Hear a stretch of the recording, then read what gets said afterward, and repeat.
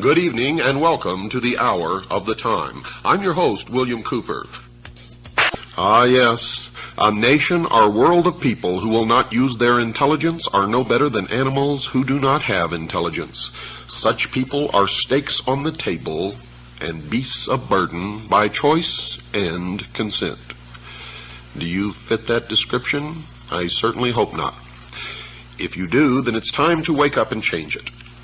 And if you really want to know in a nutshell what's wrong with this country, go in your bathroom and look in the mirror.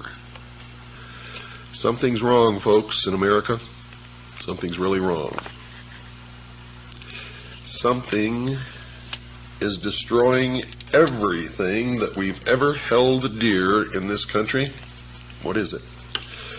Well, if you've been listening to this show, many of you already know what it is.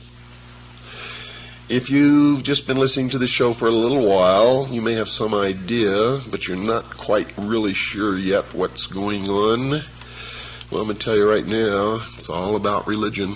Whether you're religious or not doesn't make any difference. It's all about religion. Whether you believe in God or not, it doesn't make any difference. It's all about a big battle between good and evil. And most of it, I got to tell you, exists in the minds of men. Some of it's real. The question is, what's real? What's deception? What should we be paying any attention to? What is it that's driving us insane? Yes, something is wrong in America. The sound you hear is dripping blood. This is the start of Black Sunday.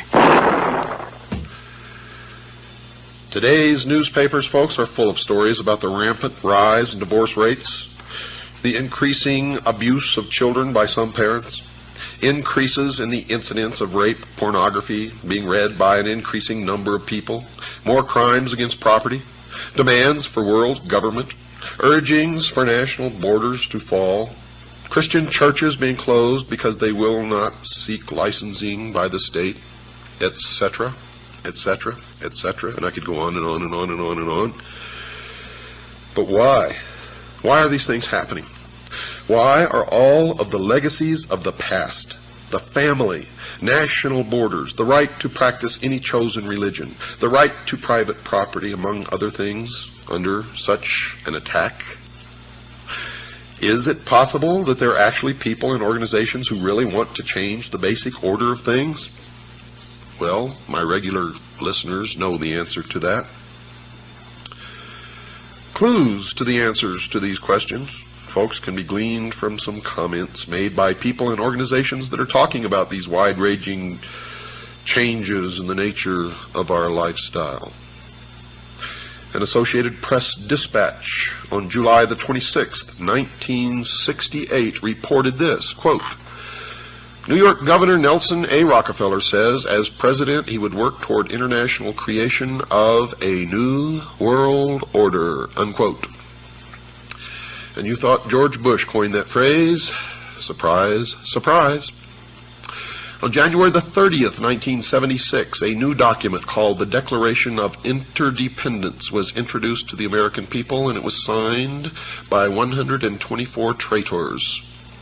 32 senators and 92 representatives, altogether 124 traitors in Washington, D.C., and it read in part, quote, 2 centuries ago, our forefathers brought forth a new nation. Now we must join with others to bring forth a new world order, unquote. And you thought George Bush coined that phrase. Surprise, surprise. Another individual who has commented is Henry Kissinger, probably the greatest traitor this nation has ever known, former Secretary of State. According to the Seattle Post-Intelligence of April 18, 1975, Mr. Kissinger said, quote, "Our nation is uniquely endowed to play a creative and decisive role in the new order which is taking form around us," unquote.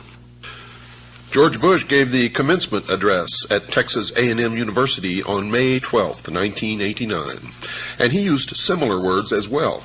His speech was on the subject of Soviet-American relations, and he was quoted as saying in part, quote, "Ultimately, our objective is to welcome the Soviet Union back into the world order. Perhaps the world order of the future will truly be a family of nations," unquote.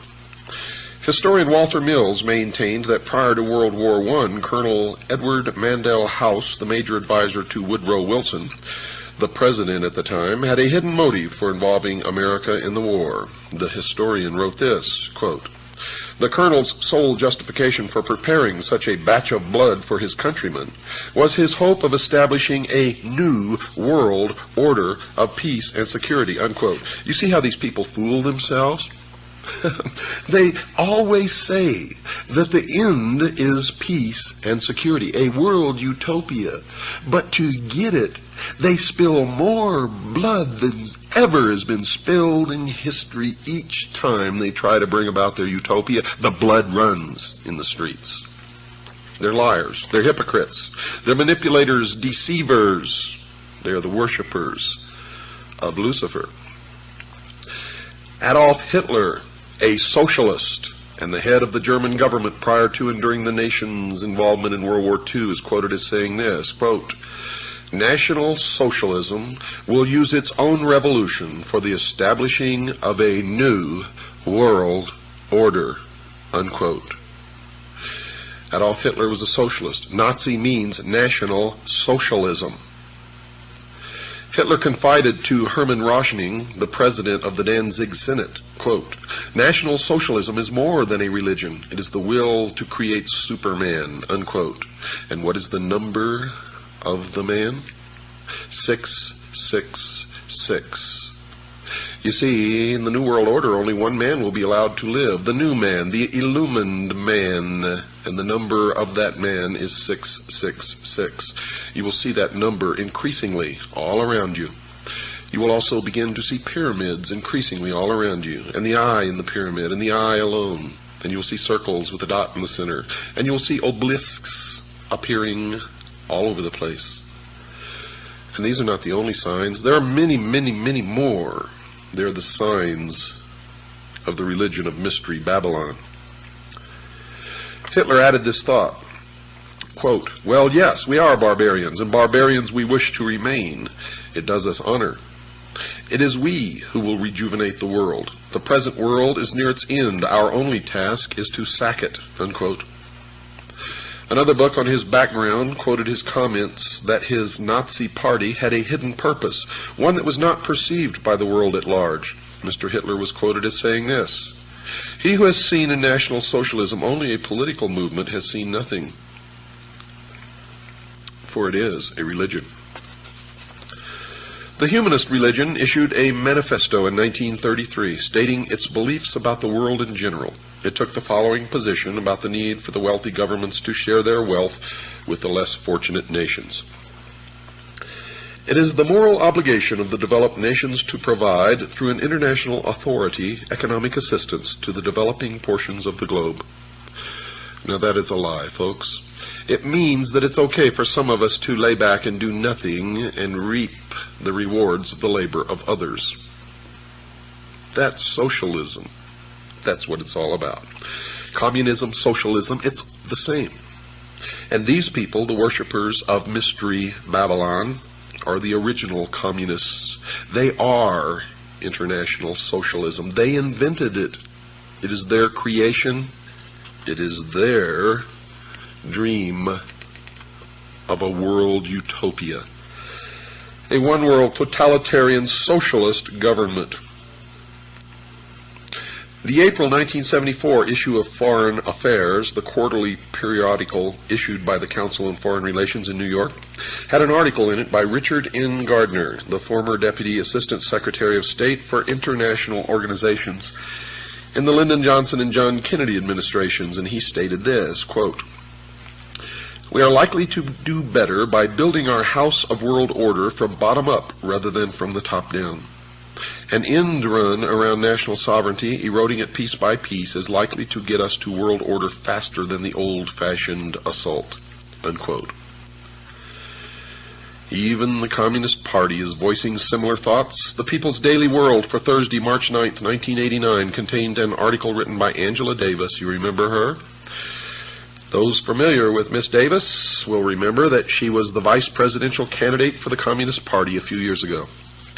She currently is a member of the National Committee of the Communist Party of the United States, and she is quoted in the paper as saying, quote, "One underlying effect of anti-communism in this respect is to encourage a certain hesitancy to embrace solutions which call for deep structural socio-economic transformation," unquote. Another communist, Alexei Kovylov, spoke at an evening meeting held at Windstar, Colorado in August 1985, and gave the participants in attendance a surprise presentation. He spoke about the 12th World Festival of Youth and Students held in Moscow a few months prior to his lecture. He said, quote, "There were 3 programs. The first was political and dealt with the various issues of peace and disarmament. The second was dedicated to environmental issues and to the new international economic order," unquote. The alleged need for a change in the basic way things are done is consistent with the teachings of the father of communism, Karl Marx. He's not really the father of communism, but it's a name that's been tagged onto him. You see, he was just a hack writer hired by the mystery religion of Babylon to write the Communist Manifesto. It was not his idea, but he's reaped the benefits of it, if you can call them benefits. But he co-authored the Communist Manifesto with Frederick Engels, another hack writer, in 1848. Mr. Marx wrote that the communists, quote, "openly declare that their ends can be attained only by the forcible overthrow of all existing social conditions," unquote. Nesta Webster, a writer on the subject of conspiratorial organizations in the past, wrote this in her book entitled Secret Societies, quote, "The revolution desired by the leaders of world revolution is a moral and spiritual revolution, an anarchy of ideas by which all standards set up throughout 19 centuries shall be reversed, all honored traditions trampled underfoot, and above all, the Christian ideal finally obliterated," unquote. Some of the Catholic popes in the past have commented on the major changes coming in the future. One such pope was Pope Pius XI, who wrote the following in 1937.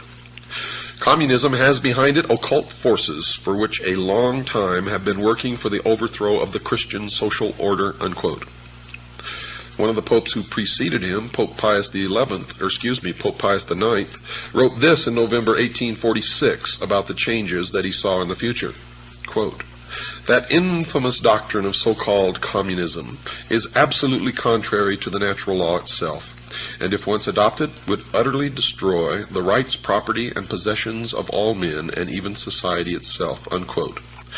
Now, don't get all worked up about what the Pope says, because they have succeeded now with this Pope in putting one of their own upon the throne of the Vatican. It had long been their dream, and now it is true.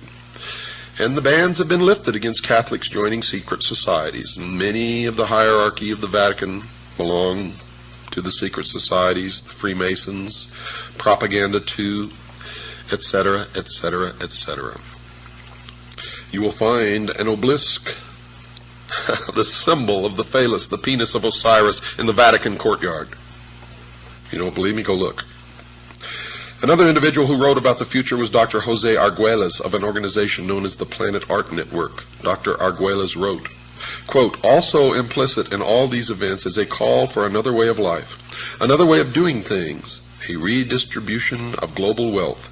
In short, a new world order," unquote. Now, just what the future society was that these people are talking about was described in a brief manner by Marilyn Ferguson in her book entitled The Aquarian Conspiracy, and she wrote this, quote, "The New World is the old, transformed," unquote.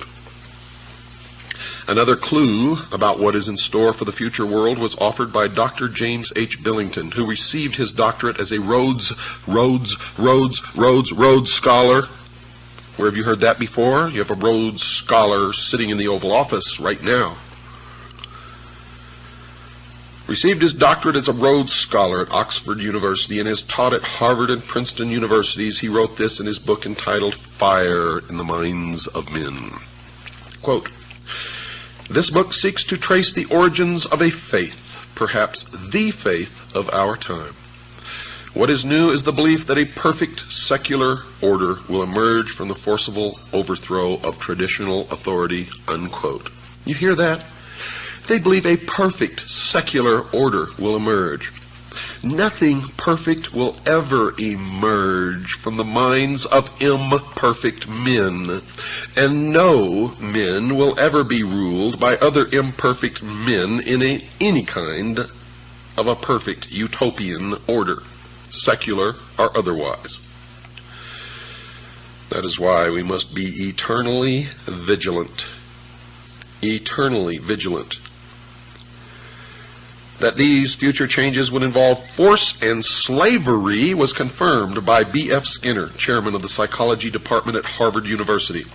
In his book entitled Beyond Freedom and Dignity, Dr. Skinner has been called the most influential of living American psychologists by Time magazine. So the world should listen to the professor when he speaks. The magazine told the reader what the message of Professor Skinner's book was. Quote, "We can no longer afford freedom, and so it must be replaced with control over man, his conduct, and his culture," unquote. Not long ago in the Los Angeles Times, there was an article called 10 Forecasts for the Coming Decade. One of these was chemical or electronic implants to control individual behavior on a 24-hour basis. Another student of these changes is Alvin Toffler, who wrote this in his book entitled The Third Wave. And you should read everything that he's written, by the way, because what he's writing is what is coming. Quote, "A new civilization is emerging in our lives. This new civilization brings with it new family styles, changed ways of working, loving, and living, a new economy, new political conflicts, and beyond all this, an altered consciousness as well. The dawn of this new civilization is the single most explosive fact of our lifetimes," unquote.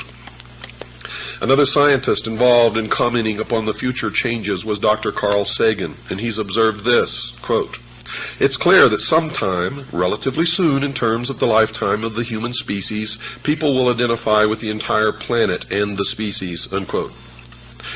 Now the reason, folks, why these changes are necessary was explained by Manly P. Hall, perhaps the world's leading authority on esoteric words and language. He was a 33rd degree Freemason. He wrote in his book entitled Lectures on Ancient Philosophy, quote, "The time has not yet arrived when the average man is strong enough or wise enough to rule himself," unquote. And he explained who he considered worthy enough to rule those on the world considered by the experts to be incapable of governing themselves. He wrote this, quote, "Never will peace reign upon the earth until we are ruled by the fit." And who is the fit? Why, them, of course. The illumined, the priest of the mystery religion of Babylon. Mr. Hall even indicated that these changes would occur soon. He wrote this comment in his book previously cited, quote, 100 years ago, meaning in 1884, folks, it was predicted that within a few centuries men would revert to the gods of Plato and Aristotle. We may all look forward with eager anticipation to that nobler day when the gods of philosophy once more shall rule the world, unquote. Aldous Huxley, in his book called Brave New World Revisited, quotes a character called the Grand Inquisitor in one of Fyodor Mikhailovich Dostoevsky's parables as saying this, quote, "In the end they, the people, will lay their freedom at our, the controller's feet, and say to us, 'Make us your slaves, but feed us,'" unquote. The Tucson Citizen newspaper of November the 3rd, 1988, printed a photograph of a group of people involved in a march for literacy, and it clearly demonstrated that at least some people in America are now asking their government to make them their slaves. The picture showed a demonstrator carrying a picket sign that read, quote, "Uncle Sam, we want you to support us," unquote. Mr. Huxley gave us a date when we could expect these changes to occur. He wrote the following in his book written in 1958, quote, "The 21st century will be the era of world controllers," unquote. And then he told us why these controllers would not fail. Quote, "The older dictators fell because they could never supply their subjects with enough bread, enough circuses, enough miracles and mysteries. Under a scientific dictatorship, education will really work, with the result that most men and women will grow up to love their servitude and will never dream of revolution. There seems to be no good reason why a thoroughly scientific dictatorship should ever be overthrown," unquote. Someone who might have given the world the date for the commencement of these predicted changes was Zbigniew Brzezinski, a Marxist, President Jimmy Carter's national security advisor during his 4-year administration. And he wrote the following in his book entitled Between Two Ages, by the way. You should read every book that he's ever written. You will be angered. Quote, "Either 1976 or 1989, the 200th anniversary of the Constitution, could serve as a suitable target date for culminating a national dialogue on the relevance of existing arrangements, the workings of the representative process, and the desirability of imitating the various European regionalization reforms and of streamlining the administrative structure," unquote. And it did begin exactly when he said it would. So the people of the world can now determine what those changes are that those in the positions of implementing changes have in store for them. In summary, folks, these changes are: the old world is coming to an end. It will be replaced with a new way of doing things. The new world will be called the New World Order. This new structuring will redistribute property from the have nations and will give it to the have-not nations. The New World Order will include changes in the family, the workplace, religion. The United States will play a major role in bringing it to the world. World wars have been fought to further its aims. Adolf Hitler, the Nazi socialist, supported the goal of the planners. The majority of the people will not readily accept the New World Order, but will be deceived into accepting it by two strategies. One, those in favor of the changes will have become seated in the very thrones of power, generally without the public realizing that fact, and this has already occurred. Two, the old world order will be destroyed piece by a series of planned nibbles at the established format. The Communist Party is actively supporting the changes to the New World Order. The basic tenets of Christianity, which were the base for the old world order, will have to be eliminated. If the slower methodical techniques of change do not function, violence will be introduced and controlled by the planners, including possibly a World War III using atomic weapons. The people of the world will give up their freedom to the controllers because there will be a planned famine or some other serious occurrence, such as a depression or war. The change to the New World Order is coming shortly, folks, and it has already begun. However, if that is not the case, it will be introduced one step at a time so that the entire structure will be in place by the year 1999. We've got to take a short break. Don't go away, folks. I'll be right back after this very short pause. The Mummy. Fear will freeze you when you face it. The Mummy. Torn from the darkest tomb of the pharaohs, it rises from the quiet dust of centuries to wreak a strange vengeance against mankind. The Mummy. It tears steel bars like paper. It snaps men's spines like matchsticks. It walks through bullets like a ghost.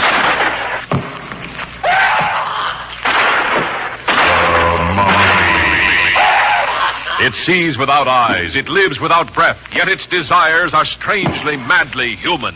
The motion picture screen's most shocking experience in suspense. In chilling Technicolor. The Mummy.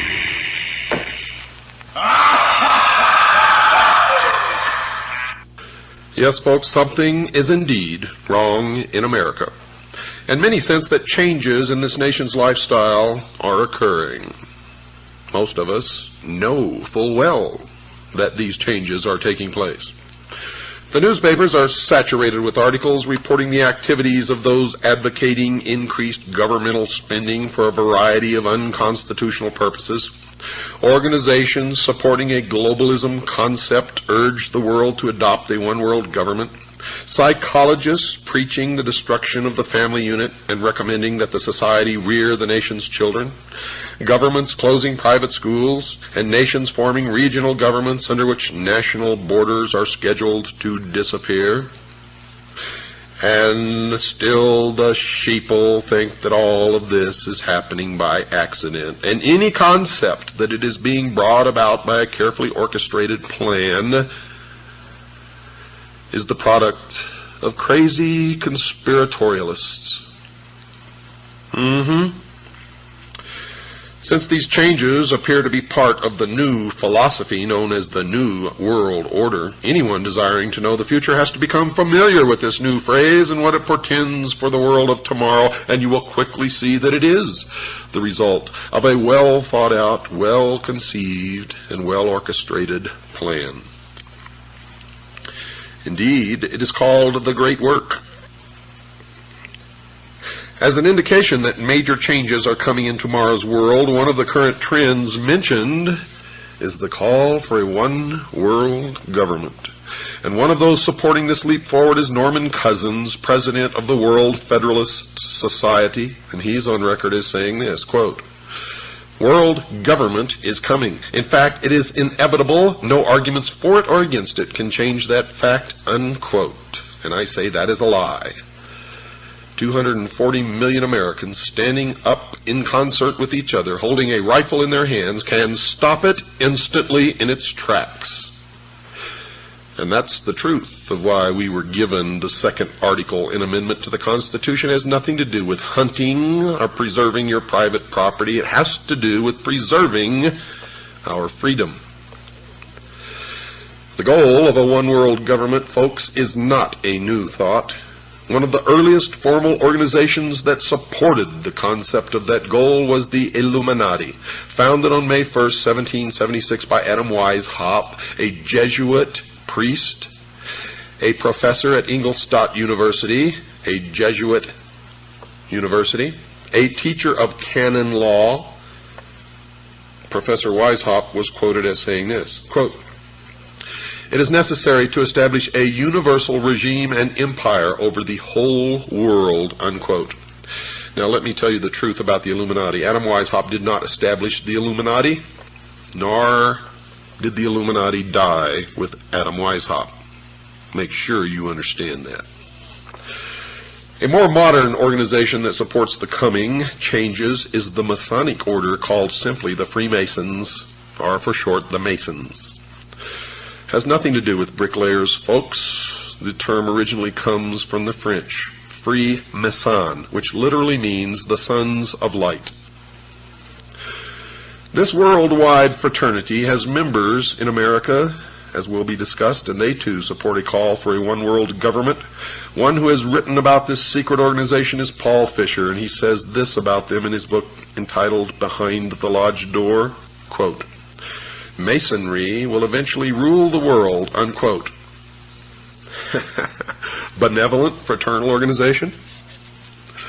Albert Pike, and you're going to hear an awful lot about Albert Pike during this series, the sovereign grand commander of the Scottish Rite of Freemasonry here in the United States from 1850 to 1891, the man who founded the Ku Klux Klan and B'nai B'rith, wrote a book entitled Morals and Dogma.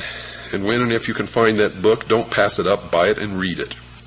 Mr. Pike has been praised by his fellow Masons as a member almost without parallel in the history of the Masonic order. He was a great friend of Giuseppe Mazzini, the ruler of the European branch of the Illuminati. Carl Cloudy himself, a Masonic writer of great esteem, wrote this about Pike. Quote, "Albert Pike, one of the greatest geniuses Freemasonry has ever known. He was a mystic, a symbolist, a teacher of the hidden truths of Freemasonry," unquote. So the outsider can know that whenever Mr. Pike speaks, he speaks with authority and knowledge. He is perhaps the greatest Masonic writer of all time, and I would add next to Manly P. Hall. His book is given to each Scottish Rite Southern Jurisdiction Freemason who is asked to read it. There seems to be a difference of opinion as to whether or not this book is still required reading for each Scottish Rite Mason, as we were told that it was given to each Scottish Rite Mason in Tucson. Other Masons say that that is not true, but you have to remember they're sworn not to reveal the secrets of the lodge, and therefore you can never trust them to tell you the truth no matter what they're telling you. But in this book, Morals and Dogma, Pike informs the new Mason about the moral teachings of the Masonic Lodge. He instructs the Masonic reader that the order will eventually be asked to rule the entire globe, and he wrote this, quote, "The world will soon come to us for its sovereigns and pontiffs. We shall constitute the equilibrium of the universe and be rulers over the masters of the world," unquote. He wrote this supportive statement in a book entitled Legenda, quote, "And thus the warfare against the powers of evil that crushed the order of the temple goes steadily on, and freedom marches ever onward toward the conquest of the world," unquote. Reference to the order of the temple is reference to the Knights Templars, who were destroyed in concert by King Philip of France and Pope Clement V. And the powers of evil referred to in this paragraph is the Christian church, the Christian religion, Christianity as a whole. Let me read it to you again, just in case you weren't paying attention. Quote, "And thus the warfare against the powers of evil that crushed the order of the temple goes steadily on, and freedom marches ever onward toward the conquest of the world," unquote. The order of the temple Mr. Pike was writing about was the Knights Templar, which was, according to him, quote, "devoted to the cause of opposition to the tiara, the Pope's triple crown, and the crown of kings," unquote. Well, then is it any wonder that the King of France and the Pope crushed the Templars in France?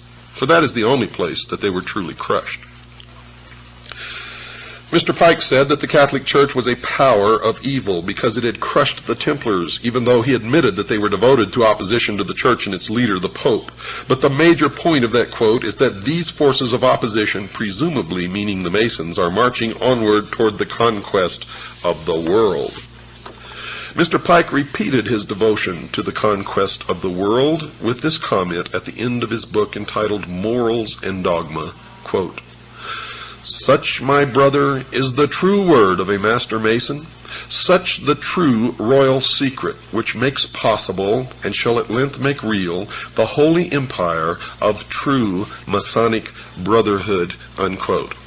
Now, all of you Master Masons out there who've been writing me letters, don't write to me anymore. You are my enemies, and if I can, I will destroy you. Don't write to me and profess your innocence, for your own have proclaimed your guilt. And if you are truly innocent, then you're just a foolish dupe, and you better get out while you can. The major worldwide movement that champions a one-world government, folks, under a religious leader is a new phenomenon occurring worldwide called the New Age movement, a creation of Freemasonry. The newspaper put out by the Scottish Rite of Freemasonry is called The New Age.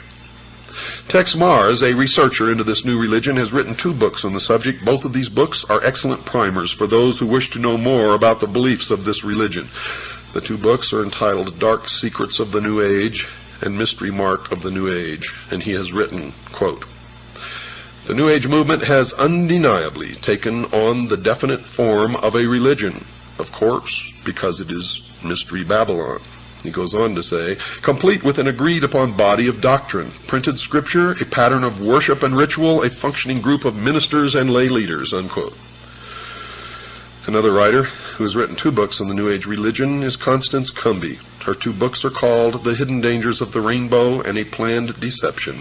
She has written this, quote, "The New Age movement is a religion, complete with its own Bibles, prayers, and mantras, Vatican City, Jerusalem equivalents, priests and gurus, born-again experiences, they call it rebirthing, spiritual laws and commandments, psychics and prophets, and nearly every other indicia of a religion," unquote. The new religion has a series of leaders One is a woman named Alice Bailey, a prolific writer on the subject of the New Age. She was the founder of an organization called the Arcane School, one of the major Lucis Trust divisions.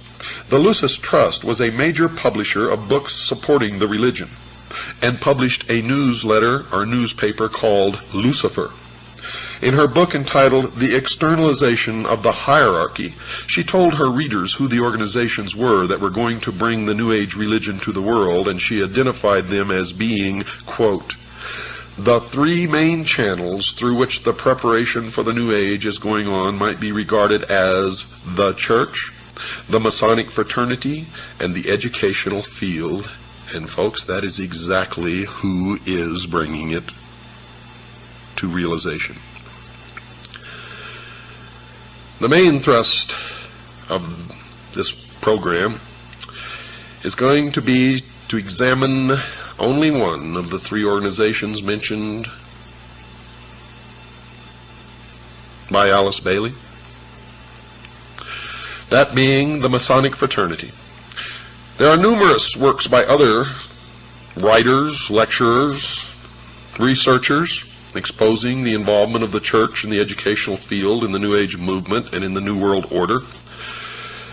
So I'm not going to attempt to duplicate those efforts. However, only a few are aware of the involvement of the Freemasons, and that is why I have chosen to concentrate on that organization, Mystery Babylon. And the reason I'm concentrating on that organization is because it is their members who have infiltrated the church and the educational field who control those other two organizations. So really there's only one organization that needs to be dealt with, and that is Freemasonry.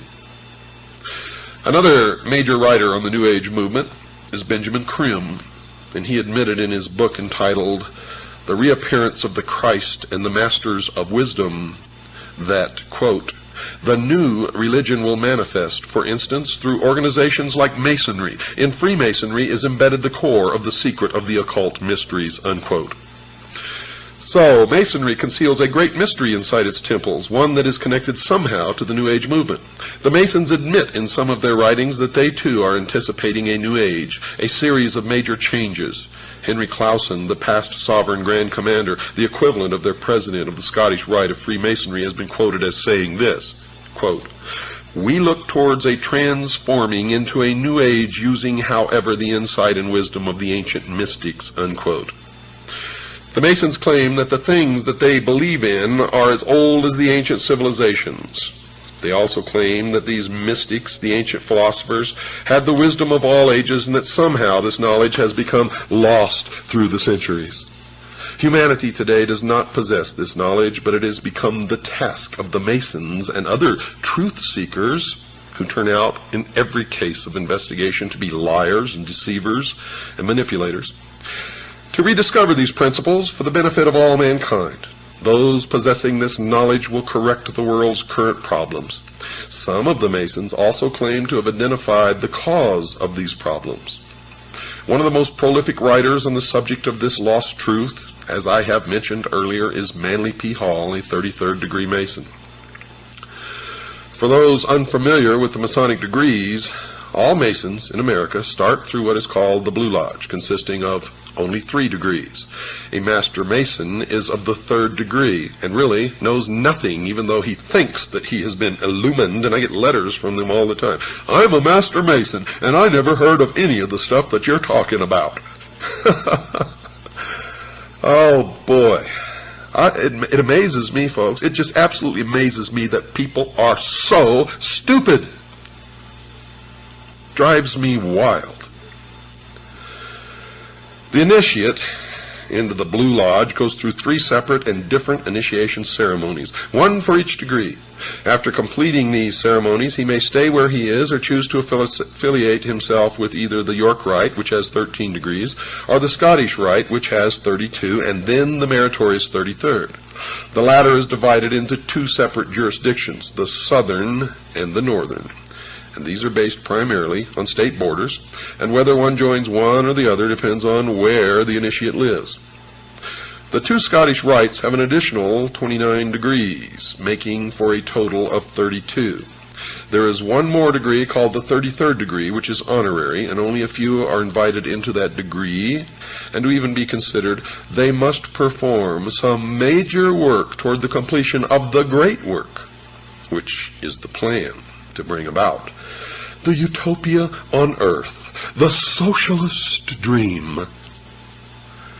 The York Rite has a total of 9 degrees. However, since little has been revealed about this order, we will concentrate on only the Scottish Rite, and in particular the southern jurisdiction. Well, I've since discovered that the York Rite has a total of 13 degrees, folks, not just 9. Mr. Hall has written a book entitled Lectures on Ancient Philosophy, in which he talks a great deal about the Masonic fraternity. And this is his comment about the coming changes. Quote, "A new day is dawning for Freemasonry. From the insufficiency of theology and the hopelessness of materialism, men are turning to seek the God of philosophy." Unquote. Notice that Mr. Hall has said that current theology, obviously current religion, has proven insufficient. Also, he feels that materialism, meaning the right to private property, is also a failure. But more importantly, he points out that this new God of the Freemasons is somehow different from the God of the Jews and Christians. As will be illustrated later, some of the Masons believe that the God of the Bible is a God of evil. Helena Petrovna Blavatsky, perhaps the founder of the current New Age movement, has also determined that the Masons are somehow supportive of her religious views. She wrote this in her book entitled The Secret Doctrine. Quote, "At the end of the 18th and the beginning of the 19th centuries, many Freemasons traveled to Tibet, where they were initiated into the esoteric, defined as intended for or understood by only a chosen few as an inner group of disciples or initiates, by an esoteric order of the Masters of Wisdom." Unquote. It should be expected that she would support the Masonic fraternity. In 1875, she founded an organization called the Theosophical Society, basically dedicated to teaching the world about her new secret religion. One of the earliest members of that organization was Albert Pike, later to become the Sovereign Grand Commander of the Scottish Rite of Freemasonry. Albert Pike, who later became a 33rd degree Mason, the highest degree attainable, also saw that there were some significant changes coming and that he was supportive of those changes. He wrote the following in his book entitled Morals and Dogma. Quote, "We can look on all the evils of the world and see that it is only the hour before sunrise and that the light is coming." Unquote. Now, if Mr. Hall is right, the evils that his fellow Mason Albert Pike saw are connected to current religion, and that which is coming is somehow different from these religious views. Mr. Hall, who is mentioned previously as another 33rd degree Mason, also wrote that a new day was coming and that it was not too far into the future. Quote, "A new light is breaking in the east." The significance of the location, the east, I have already pointed out. It is the point where the sun rises. "A more glorious day is at hand. The rule of the philosophic elect, the dream of the ages, will yet be realized and is not too far distant." Unquote. So, Mr. Hall is also expecting that these changes are about to occur in the not too distant future. Someone who attempted to zero in on when these changes were expected to occur was Alice Bailey, previously mentioned. She wrote about when she thought the New Age would arrive. Quote, "Eventually there will appear the Church Universal, and its definite outlines will appear towards the close of this century." Unquote. And you have already seen the emergence of the Universalist Church. Since she wrote early in the 20th century, we can see that she was predicting the eventual arrival of the New Age sometime around the 1990s. This estimate of that date is not too far wrong, as will be demonstrated later in this series of programs. Whatever is coming in the future, some New Agers have told us that they expect that it will last for a long time. One such writer is Ruth Montgomery, who wrote that she saw that the new religion would rule the earth for 1,000 years. She wrote the following in her book entitled Herald for the New Age. Quote, "The New Age, the millennium, a millennium is a period of 1,000 years, will see an end to that strife, at least for 1,000 years." Unquote. Now, just what the New Age religion that will last for at least 1,000 years on earth, what is it? One who attempted to answer that question was Constance Cumby in her book entitled The Hidden Dangers of the Rainbow. She wrote that these were the basic tenets of the new religion. Listen closely. The plan for the future includes the installation of a New World Messiah, the implementation of a New World government and New World religion under Maitreya, an individual who will be examined later in this series of programs. 2. A universal credit card system will be implemented as a cashless society. 3. A World Food Authority will control all of the world's food supply.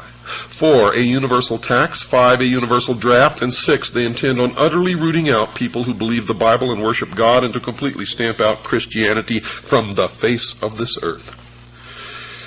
As was discussed prior to this summary, certain people have indicated that they see the Catholic Church as an enemy.